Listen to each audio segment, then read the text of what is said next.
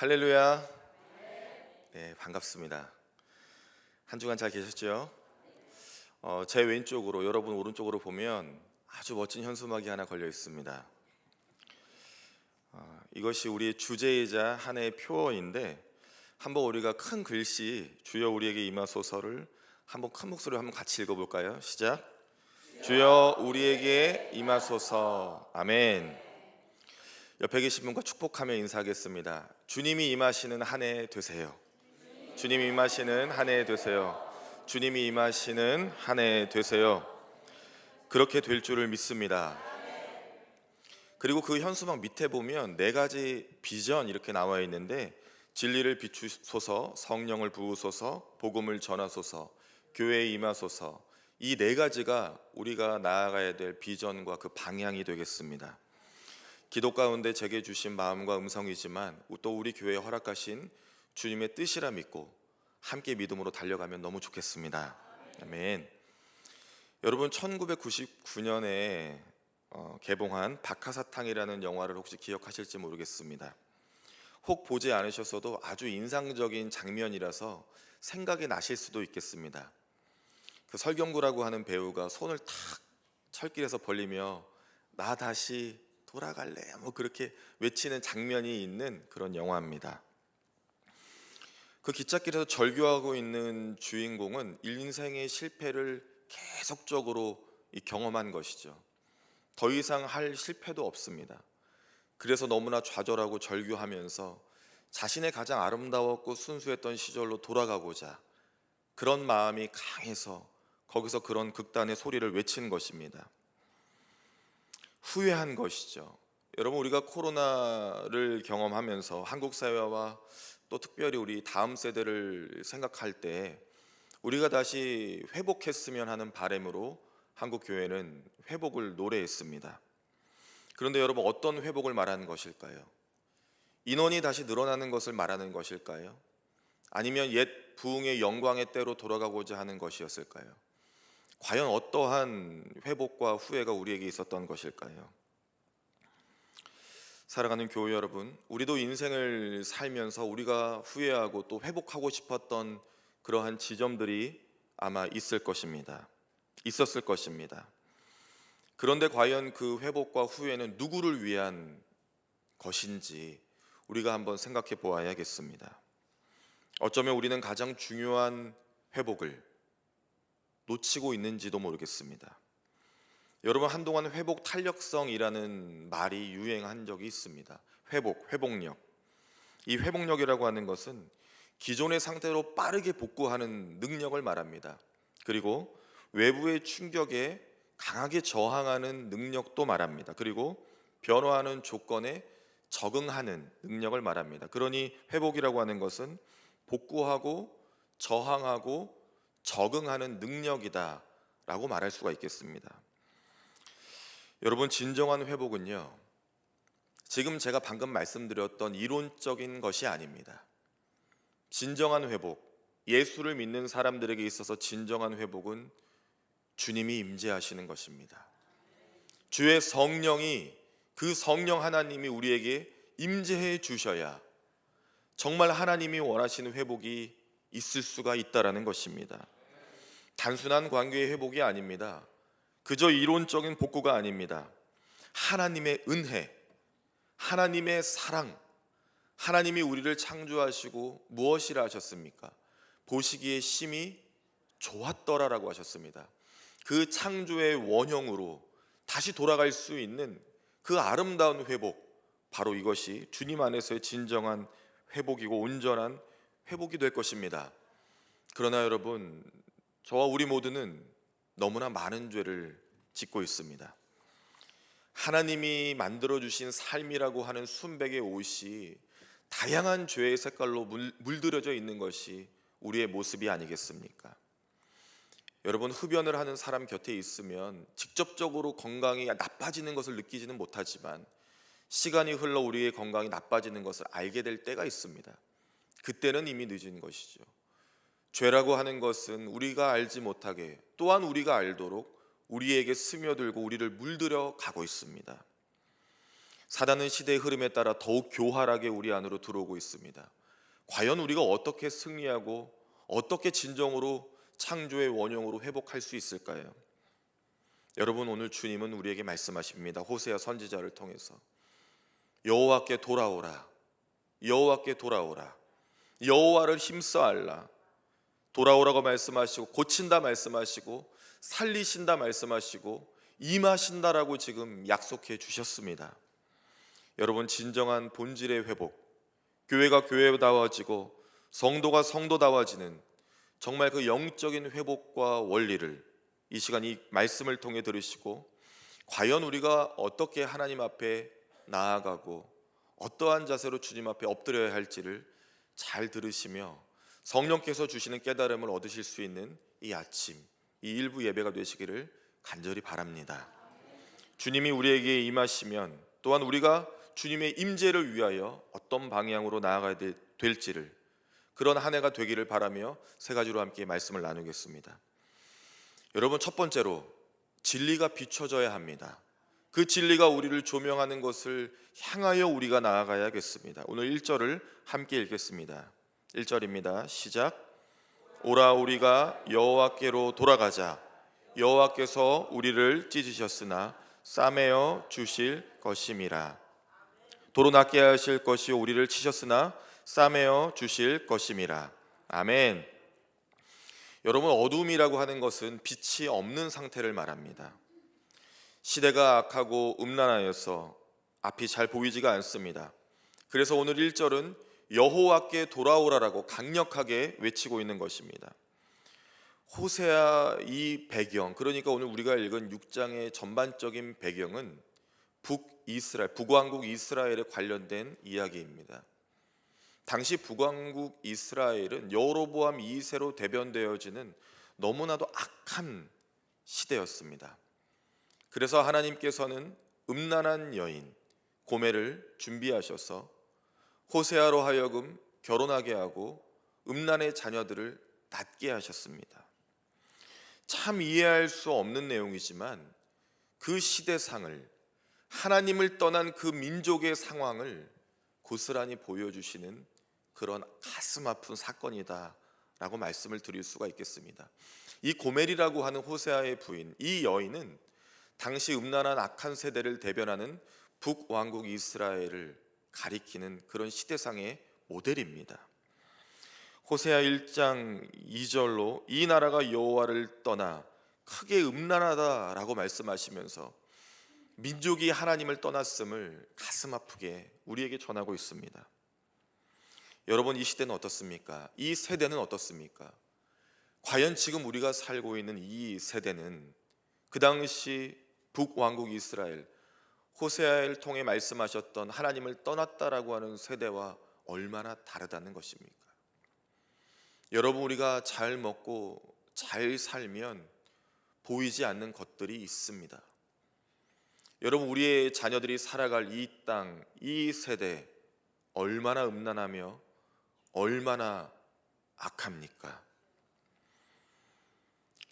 하나님께서는 강력하게 우리에게 경고하시며 로마서 12장 2절에 이런 말씀을 주셨습니다. 너희는 이 세대를 본받지 말고 오직 마음을 새롭게 함으로 변화를 받아 하나님이 선하시고 기뻐하시고 온전하신 뜻이 무엇인지 분별하도록 하라. 아멘. 여러분, 세대가 너무나 악합니다. 그래서 우리가 분별해야 되는데 너무 캄캄해서 분별이 안 됩니다. 여러분, 어두운 밤길에 조명 하나, 작은 조명 하나 없으면 우리는 길을 찾기가 너무나 어렵습니다. 진리이신 예수 그리스도가 우리 삶에 그 빛으로 조명하여 주시지 않으면 우리가 나아가야 될 영적인 방향을 찾기는 거의 불가능합니다. 그렇기 때문에 여러분, 진리가 우리를 비추어야 하는데 이 진리가 과연 무엇이라는 것입니까? 진리는 예수 그리스도이십니다. 그분을 우리가 경험하기 위하여 교회는 거룩한 예배를, 산 제사를 드려야 하는 것입니다. 그 거룩한 예배를 통해 임하시는 하나님의 말씀을 대면해야 되는 것입니다. 로마서 12장 2절을 읽어드렸는데 그 바로 전절인 1장 후반에 보면 이런 말씀이 또한 있습니다. 너희 몸을 하나님이 기뻐하시는 거룩한 산 제물로 드리라. 이는 너희가 드릴 영적 예배니라. 아멘. 여러분, 오늘 우리는 이 아침에 영적 예배를 드린다 저는 믿습니다. 우리가 한 해 동안 달려나아갈 때 진리가 우리를 비추기 위하여 우리 남부교회는 영적인 예배를 드려야 됩니다. 여러분, 메마른 예배는 하나님이 기뻐하시지 않습니다. 하나님이 받지 않으세요. 정말 성령으로 충만한 예배, 그러한 예배가 요청이 됩니다. 그 가운데 성령께서 진리로 임하여 주실 것입니다. 말씀을 주실 것입니다.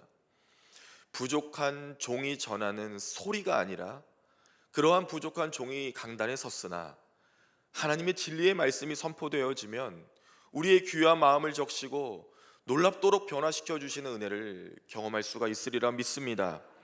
에베소서 5장 14절을 읽어드리겠습니다. 그러므로 이르시기를 잠자는 자여 깨어서 죽은 자들 가운데서 일어나라. 그리스도께서 너를 비추이시리라 하셨느니라. 아멘. 예배는 우리를 깨우고 진리로 우리를 비추십니다. 여러분, 하나님의 은혜가 우리 안으로 들어오실 것입니다.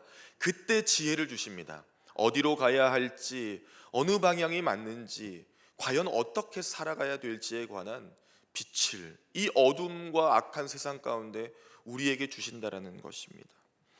여러분, 그럼 믿음이 생기고요, 전투력이 상승합니다.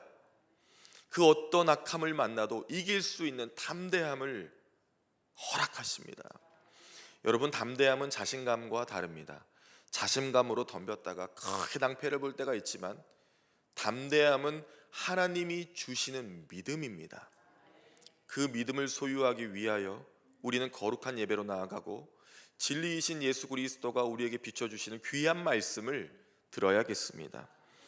여러분, 세속화가 무엇입니까? 세상의 일반적인 풍속을 따르는 것입니다. 이것이 사회학적인 관점으로 볼 때는 전혀 문제가 없습니다. 세상의 일반적인 풍속을 따라야 세상에 어울려 살 수가 있으니까요. 그러나 우리 믿는 자녀에게 세속화는 너무나 큰 공격입니다. 세상을 따르는 풍속을 하나님은 우리에게 원하지 않으십니다.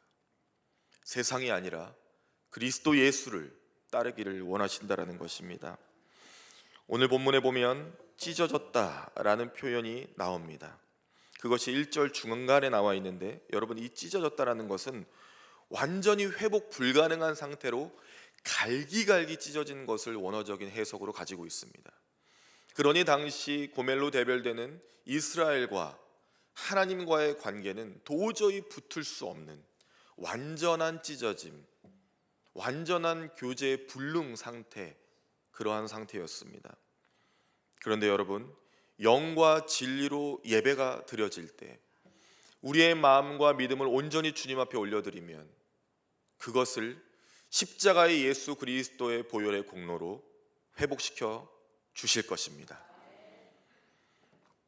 시편 29편 2절입니다. 여호와께 그의 이름이 합당한 영광을 돌리며 거룩한 옷을 입고 여호와께 예배를 드리자라고 나와 있습니다. 여러분, 우리가 어떻게 거룩한 옷을 입겠습니까? 여러분, 지금 제가 입고 있는 이 가운이, 목사 가운이 거룩한 것이 아닙니다. 하나님이 임재하여 주셔야 우리가 거룩해질 수가 있습니다. 거룩한 예배를 드리면 우리의 연약하고 죄 많은 모습이 있을지라도 주께서 우리를 거룩한 자녀로 만들어 주실 것입니다. 진리의 말씀이 선포되어지고 그 진리의 말씀이 들려지면 우리의 악함은 사라지고 주께서 우리를 거룩하게 인도하여 주실 것입니다. 여러분, 한 해 예배의 감격으로 나아갑시다. 성령의 충만한 은혜로 나아갑시다. 진정으로 주님이 싸매어 주시고 고쳐주시는 것이 무엇인지를 경험합시다. 치료의 하나님께서, 고치시는 살아계신 하나님께서 기다리고 계십니다. 예배와 하나님의 말씀으로 나아갑시다. 거룩한 산 제사로 나아갑시다. 하나님 발등상 앞에 엎드려 그분의 말씀을 경청하시기를 바랍니다. 참 진리이신 예수 그리스도가 주시는 자녀들만이 누릴 수 있는 특권을 얻으시기를 바랍니다. 진리를 비추소서, 진리를 비추소서, 그 외침이 한 해 동안 우리 교회 가운데, 가정 가운데 넘치길 주 예수 그리스도의 이름으로 간절히 축복합니다. 그리고 두 번째입니다. 성령을 부으소서. 성령이 부어져야 합니다.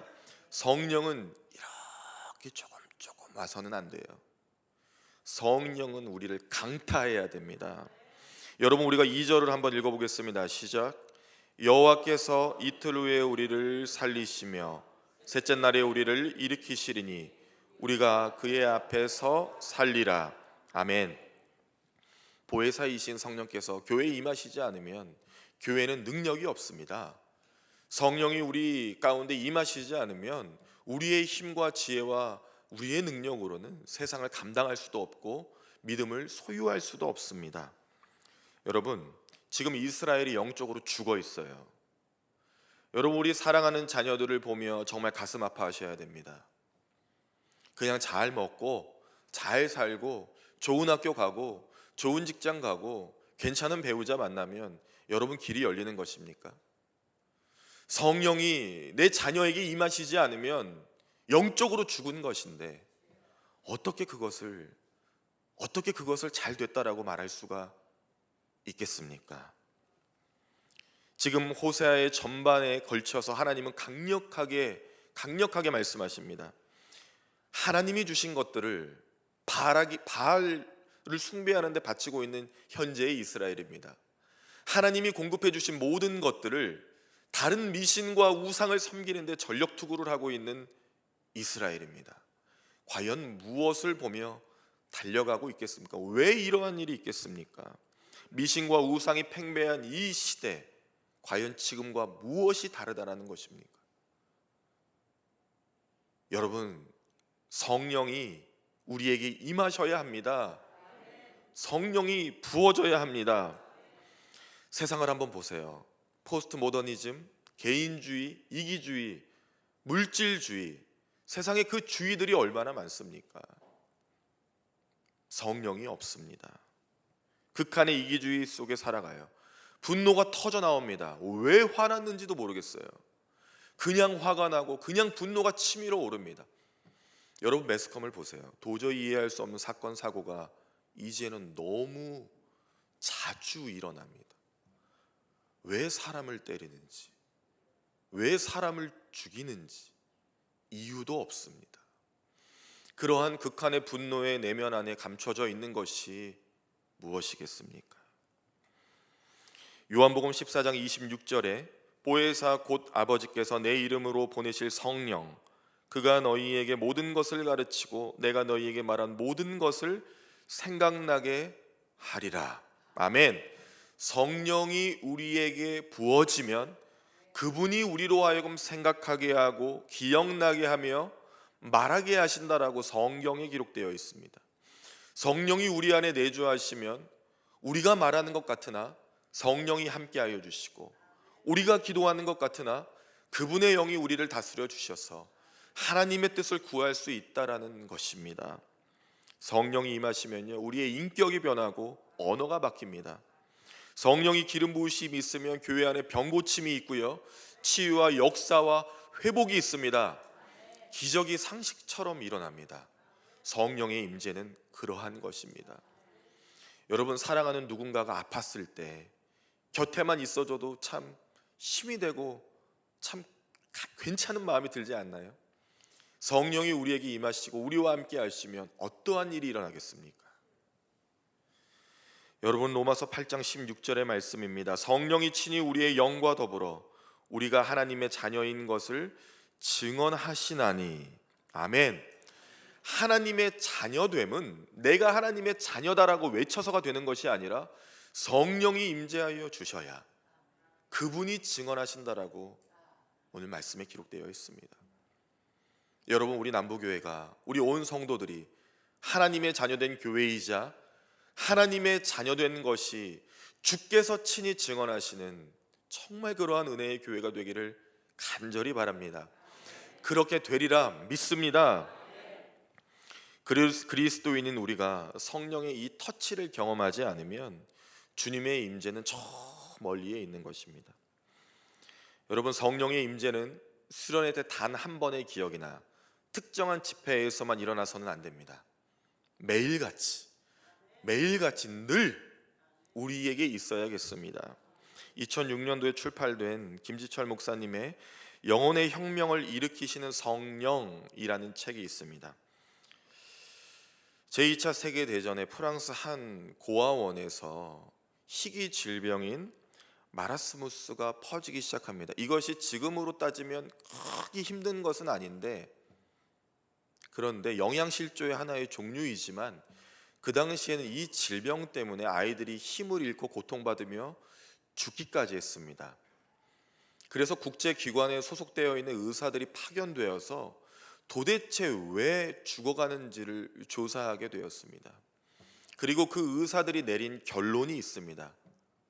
영양실조다가 아니라 스킨십의 부재다. 아무도 저들과 대화하지 않고, 아무도 저들을 안아주지 않고, 아무도 저들을 따뜻하게 바라봐주지 않는다라고 하는 아주 이색적인 결과를 냈습니다. 그리하여 매 시간 10분 동안 그들을 안아주고 사랑한다 말해주고 대화하기 시작했습니다. 어떻게 된지 아십니까? 놀랍도록 회복하고 식사를 하게 될 수 있었으며 이 아이들이 다 완치가 되었다라는 것이죠. 사랑의 접촉이 되면 인간인 우리도 이렇게 회복할 수 있는데, 성령의 접촉이 되고, 아니요, 성령이 부어주시면 어떠한 일이 일어나겠습니까? 그분과 깊은 교제가 일어나며 정말 영적인 질병으로부터 회복될 것입니다. 지금 하나님께서는 그렇게 말씀하시는 것입니다. 내가 너를 살릴 것이다. 성령 하나님은 우리의 마음으로 우리 안으로 들어와 찢어진 모든 것을 치유하여 주실 것입니다. 성령이 부어지면 우리가 하나님께 아버지라고 부를 수 있습니다. 아버지, 아빠, 아버지, 그게 부를 수 있는 것이죠. 진정 내 속에서 터져나오는 하나님 아버지를 불러보신 적이 있습니까? 여러분, 정말 고통 가운데 들어가잖아요. 정말 해결할 방법이 없잖아요. 아무도 나를 도와주지 않은 그 외로움 가운데 고립되어 철저하게 슬프잖아요. 그럼 십자가만 보입니다. 그러면 그 십자가 앞에서 할 수 있는 말이 하나밖에 없어요. 아버지. 그 아버지를 불러야 되는데 성령이 부어지면 아버지를 부를 수가 있습니다. 오늘 말씀 2절에 이틀 후에 우리를 살리시며 셋째 날에 우리를 일으키시리니 라고 말씀하셨는데, 이것은 역사적으로 보면, 이 상황적으로 보면 이스라엘의 회복과 포로기에서의 해방이겠지만, 영적인 해석으로 보면 3일 만에 부활하신, 모든 죄를 이기시고 3일 만에 부활하신 예수 그리스도의 십자가 복음이 담겨져 있는 것입니다. 성령의 기름 부으심이 있으면 십자가의 공로를 경험할 수가 있습니다. 주께서 우리를 3일 만에 부활하셔서 그 이름을 믿으면 구원해 주신 것처럼, 온전히 성령이 부어지면 그 십자가의 복음이 믿어지고 그 방향으로 따라갈 수밖에 없습니다. 여러분, 우리가 올 한 해 성령의 부어주심을 통해 주님 손잡고 살아가시기를 간절히 바랍니다. 그러한 은혜가 있으리라 믿습니다. 그리고 세 번째입니다. 복음을 전하소서. 여러분, 복음이 전해져야겠습니다. 3절을 읽겠습니다. 시작.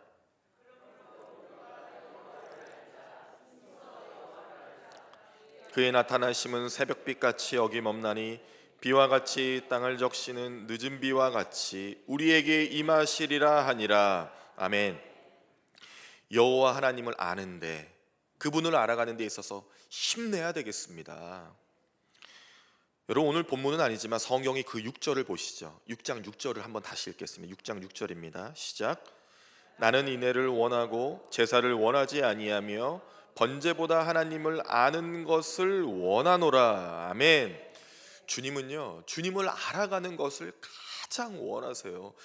나를 좀 알아봐 달라는 거예요. 성경에 많은 질문들이 있잖아요. 모세에게 내 손에 있는 것이 무엇이냐, 베드로에게 주님 물으셨잖아요. 너가 나를 사랑하냐고. 나를 좀 알아봐 달라는 거예요. 내가 누구냐라는 질문입니다. 총체적인. 오늘 호세아 선지자를 통해서 주신 이 귀한 말씀들도요, 사실 다 그거예요. 나는 누구냐라는 질문입니다. 하나님을 아는 것이 그분에게 가는 최고의 지름길이고 가장 강력한, 가장 정확한 우리의 인생의 길입니다. 마지막 장, 그러니까 여러분 호세아서의 마지막 장은요 14장인데 그 끝절이 뭐냐면 9절인데요. 그 끝절에 보면 이렇습니다. 누가 지혜가 있어 이런 일을 깨달으며 누가 총명이 있어 이런 일을 알겠느냐? 여호와의 도는 정직하니 의인은 그 길을 다니거니와 그러나 죄인은 그 길에 걸려 넘어지리라 라고 말씀하셨어요. 결국 호세아는요 어떤 길을 말하고 있는 겁니다. 어떤 길을 가야 되냐, 의인은 어떤 길을 가야 되냐, 죄인은 걸려 넘어질 건데 그러면 안 걸려 넘어지는 길은 무엇이냐? 여러분, 복음을 전하는 길입니다. 복음이 전해져야 돼요, 교회를 통해서. 그리고 우리는 복음을 전해야 될 사명이 있습니다. 여러분, 사도 바울이요 인격적으로 예수님을 경험한 후에 무엇을 했습니까? 새로운 피조물이 된 다음 무엇을 했습니까? 복음을 전했습니다. 가장 기쁜 소식이 이 안에서 막 끌어오르니까 전하지 않고서는 견딜 수가 없는 거죠. 여러분, 복음은 전해져야 합니다. 여러분, 복음을 전하셔야 합니다. 로마서 1장 17절 말씀에 복음에는 하나님의 의가 나타나서 믿음으로 믿음에 이르게 하나니 기록된 바 오직 의인은 믿음으로 말미암아 살리라 함과 같으니라. 의인이 믿음으로 사는 것은 복음이 전해지는 삶을 사는 것이죠. 여러분, 어딘가에 갔을 때 누가 저한테 목사세요? 라고 묻는 게 저는 너무 좋아요. 근데 왜 안 물어보는 거죠? 제가 목사 같지 않나 보죠. 저는 그래서 어느 식당에 가거나 어디를 가면 늘 회개합니다. 제발 나에게 오늘 물어봐 주길. 왜 안 물을까? 왜? 좀 물어봐 주세요. 그런데 이거는 제가 요청한다고 되는 게 아닙니다. 자연스럽게 예수 믿으세요? 혹시 하나님 믿으셔요? 여러분, 그것이 복음이 전해지는 길입니다. 우리가 전도지를 나아가 복음을 전하는 것도 복음을 전하는 것이지만 누군가 우리의 삶과 언어와 우리의 모습을 보며 하나님의 살아계심을 느낄 수 있다면 그 또한 놀라운 복음의 파수꾼으로서의 역할을 잘 감당하는 것이죠. 그곳에 진노가 없습니다. 그곳이 하나님의 축복이 있고요, 하나님이 열어주시는 의인의 길이 있다라는 말씀입니다. 여러분, 복음이 전해지는 역사는 인간의 영역이 아닙니다. 이것은 인위적으로 할 수 있는 것이 아니죠. 주님이 임재하여 주시지 않으면 복음은 전해질 수가 없습니다. 십자가의 보혈의 공로가 없으면 도저히 그 은혜가 밖으로 나갈 수가 없어요. 위대한 설교가로 불리어지는 찰스 스펄전은 이런 말을 합니다. 복음의 능력은 전도자의 웅변에 달려있지 않다. 만일 웅변에 있다면 전도는 사람이 믿게 하는 일이 될 것이다. 복음의 능력은 설교자의 학식에 달려있지 않다. 만일 그렇다면 전도는 인간의 지혜로 하는 것이 될 것이다. 만일 그렇다면 전도는 인간의 지혜로 하는 것이 될 것이다 라고 했습니다. 여러분, 고린도전서 9장 16절에도 내가 복음을 전할지라도 자랑할 것이 없음은 내가 부득불 할 일입니다. 그러면서 당연한 일임을 바울이 전하고 있는 것이죠. 마태복음 28장 19절에서 20절에 그 유명한 지상의 명령이 있지 않습니까? 너희는 가서 모든 민족을 제자로 삼아 아버지와 아들과 성령의 이름으로 세례를 베풀고 내가 너희에게 분부한 모든 것을 가르쳐 지키게 하라. 볼지어다 세상 끝날까지 내가 너와 항상 함께 있으리라. 아멘. 복음을 전하는 것, 하나님이 늘 함께 우리와 계시는 바로 그 은혜의 길입니다. 복음이 전해지는 교회, 그리하여 늘 주님이 함께하는 교회, 복음이 전해지는 우리의 삶이 되어 늘 주님이 우리와 함께하는 인생 되시기를 주님의 이름으로 축원합니다. 사랑하는 교회 여러분, 3절에 보면 새벽빛이라고 했습니다. 어두움을 물리치는 첫 번째 빛, 그렇게 우리에게 임하여 주실 것이고, 늦은 비라고 했습니다. 4월경에 내리는 봄비, 그러니까 추수할 때 가장 좋은 열매를 맺을 수 있는 좋은 타이밍의 비라는 것이죠. 하나님은 그렇게 하나님을 알아갈 때, 복음을 전하는 사명을 가지고 살아갈 때 우리에게 임하실 것입니다. 이제 말씀을 맺겠습니다. 여러분, 올해는 우리 남부교회 70주년 기념의 해입니다. 어떤 분이 저 기분 좋게 말씀하신 것 같은데 70주년 기념 목사랍니다. 너무 좋아. 그날 집에 가서 혼자 얼마나 좋아서 웃었다고요. 70주년 긴 목소리. 저는 나름의 의미를 갖고 있거든요. 이제 100년을 향해 달려가는데 특별위원회가 구성이 되었습니다. 여러 사역도 있고요, 예배도 있습니다. 100년을 향해 믿음의 경주자로 달려가는 우리 교회가 올해 주여 우리에게 임하소서 이 표와 주제를 가지고 진리와 성령과 복음과 교회에 임하시는 것을 갖고 믿음으로 나아갈 때 숫자의 70이 아니라 정말 주님이 놀랍도록 부어주시는 그 첫 해가 되리라 저는 믿습니다. 진리를 비추시고 성령으로 우리를 부어주시고 복음을 전하시는 우리 남부교회, 그렇게 임하시는 우리 남부교회, 그리고 여러분과 여러분의 가정과 자녀들이 될 것을 믿으시기를 바랍니다. 또 기대감을 가지고 이번 주에 시작되는 신년 3일간의 축복성회로 나아오십시오. 하나님이 놀랍도록 부어주신 은혜가 있으리라 믿습니다. 기도하는 교회가 되고 응답받는 성도가 되시리라 믿습니다. 그렇게 하나님께서 호세아의 시대를 건지셨고 이 호세아의 극한의 상황을 통해 주님을 조명해 주신 것처럼 우리에게 그러한 은혜가 있기를 간절히 바랍니다. 기도하겠습니다.